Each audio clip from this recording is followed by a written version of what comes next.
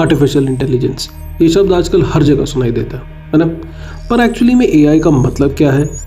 ये सिर्फ science fiction movies या रोबोट तक लिमिटेड नहीं है, ये ऑलरेडी हमारी दुनिया का एक बहुत बड़ा हिस्सा बन चुका है। शायद आपको रियलाइज भी ना हो।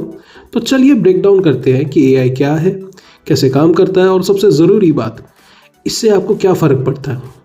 इसे समझने के लिए एक सिंपल से एग्जांपल से शुरू करते हैं। इमेजिन कीजिए कॉफ़ी मशीन एग्जैक्टली जानती है कि आपको कैसी कॉफ़ी पसंद है, आपके पार्टनर को कैसी कॉफ़ी पसंद है और आपके बच्चों को कैसी हॉट चॉकलेट पसंद है। वो हर बार बिना पूछे परफेक्ट ड्रिंक बनाता है। बस यही एआई का बेसिक रोल है, चीज़ों को स्मार्ट बनाना और इजी बनाना। ऑफिशियली एआई वो टेक्नोलॉजी है जो कंप्यूटर्स और मशीन को इंसानों की तरह एक्ट करने देती है, जैसे नई चीज़ें सोचना, सीखना और प्रॉब्लम सॉल्व करना, अपने खुद के डिसीजंस लेना। ये सिर्फ प्री प्रोग्राम्ड रेसिपी या कोड फॉलो करने से कहीं आगे की बात है। ओके, तो बड़ा सवाल ये आता है, हमें पता है ये क्या है, लेकिन आखिर हम एक मशीन को इंसान की तरह सोचना कैसे सिखा सकते हैं? चलिए देखते हैं कि मशीन एक्चुअली सीखती कैसे। अगर आप ध्यान से सोचें तो ये कमाल की पजल है। मतलब आप कंप्यूटर को हर एक सवाल का पॉसिबल जवाब टाइप करके नहीं दे सकते, ये पॉसिबल ही नहीं है। इसके बजाय आपको कंप्यूटर को सिखाना पड़ता है कि वो खुद जवाब कैसे ढूंढे। ये काफ़ी हद तक एक पेट को ट्रेन करने जैसा है। इसको और क्लियर करने के लिए एक एनालॉजी लेते हैं। इमेजिन हम रोबोट डॉग को ट्रेन कर रहे हैं। हमारा मिशन सिंपल है, उसे रिकॉग्नाइज करवाना टॉय और फेच करवाना। ये ऐसे काम करता है, सबसे पहले हम बहुत सारा इनपुट देते हैं।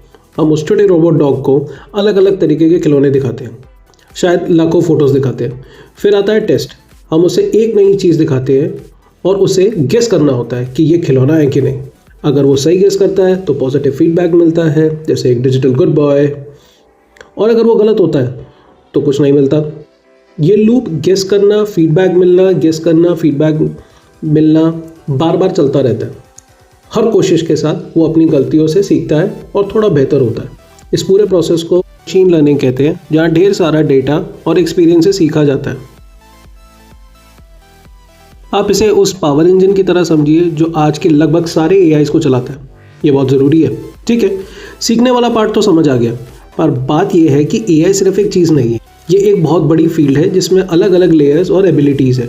चलिए मैं कैटेगरीज को देखते हैं। इसे समझने का सबसे बढ़िया तरीका है Russian nesting dolls. Artificial intelligence सबसे बाहर वाली गुड़िया है। जब आप उसे खोलते हैं तो अंदर मिलता है मशीन लर्निंग, वो रोबोट डॉग वाला प्रोसेस जो अभी हमने समझा। फिर आप उस गुड़िया को खोलते हैं तो उसके अंदर मिलती है सबसे छोटी गुड़िया, डीप लर्निंग। डीप लर्निंग को आप मशीन लर्निंग ऑन स्टेरॉइड समझ लीजिए। ये इंसानी दिमाग से inspired super complex networks use करता है ताकि बड़े डेटा में छुपे हुए पैटर्न्स को ढूंढ सके। फेशियल रिकग्निशन के पीछे भी यही जादू है। हम एआई को दो हिस्सों में भी बांट सकते हैं। एक तरफ है वीक एआई या नैरो एआई। ये वो एआई है जो आज एग्जिस्ट करता है, किसी एक स्पेसिफिक काम में एक्सपर्ट भी होता है। एग्जाम्पल के लिए एक एआई दुनिया का सबसे बेस्ट चेस प्लेयर भी हो सकता है, लेकिन वो आपको जोक नहीं सुना सकता। फिर दूसरी तरफ आता है स्ट्रॉन्ग एआई का आइडिया। ये वो सेल्फ अवेयर इंसान जैसी समझ रखने वाला एआई है जो मूवीज़ में देखते हैं। याद रखने वाली बात यह है कि वीक एआई आज की रियलिटी है और स्ट्रॉन्ग एआई अभी भी पूरी तरह से साइंस फिक्शन है। लेकिन ओके, एक और कैटेगरी है जनरेटिव एआई। इसे समझने का बेस्ट तरीका है इसे एक क्रिएटिव रोबोट मानना। ये एक एआई जो सिर्फ पुरानी चीज़ों को एनालाइज नहीं करता बल्कि जीरो से नई चीज़ें भी क्रिएट करता है। ये क्रिएटिव रोबोट क्या कर सकता है? बेसिकली ये इंटरनेट के बड़े हिस्से से सीखता है। बहुत सारा टेक्स्ट, बहुत सारी वीडियोस, बहुत सारी फोटोज सब एनालाइज करता है। फिर जब आप इसे कोई हिंट या सवाल देते हो तो ये बिल्कुल ओरिजिनल कंटेंट बना सकता है। ये आपके लिए कहानी लिख सकता है, पेंटिंग भी बना सकता है, ये बस आपसे बातें भी कर सकता है। ओके, मैं जानता हूँ ये सब थोड़ा फ्यूचरिस्टिक लग रहा है, लेकिन सच ये है कि इन टेक्नोलॉजीज़ में पूरी तरह घुल मिल चुका है जो हम रोज़ यूज़ कर रहे हैं। चलिए बस कुछ एग्जांपल्स देखते हैं। सच में आप हैरान रह जाएंगे कि दिन भर में आप कितनी बार एआई से इंटरैक्ट करते हैं, अक्सर बिना जाने। ये हमारी डिजिटल लाइफ के बैकग्राउंड में चुपचाप काम कर रहा है। सोचिए ज़रा, वो सोशल मीडिया फीड जिसे आप रोज़ स्क्रॉल करते हैं, एआई डिसाइड कर रहा है कि आप क्या देखेंगे। वीडियो गेम्स के वो स्मार्ट दुश्मन, वो एआई है। जब आप सिरी या एलेक्सा से मौसम का हाल पूछते हो, हाँ वो भी एआई है। आपका बैंक फ्रॉड पकड़ने और अकाउंट सेफ रखने के लिए इसे यूज़ करता है। और हाँ, सबसे बड़ा एग्जाम्पल तो सेल्फ ड्राइविंग कार्स पर हो रहा काम है। ये हर जगह है। हम अभी यहाँ खड़े हैं, लेकिन AI के बारे में खास बात यह है कि ये बिजली की तेजी से आगे बढ़ रहा है। तो असली $1 मिलियन क्वेश्चन ये है, ये सब जा कहाँ रहा है? जब हम AI के फ्यूचर्स की बात कर रहे हैं तो हमें एक बहुत बड़ा आइडिया हमेशा सामने आता है, द सिंगुलैरिटी।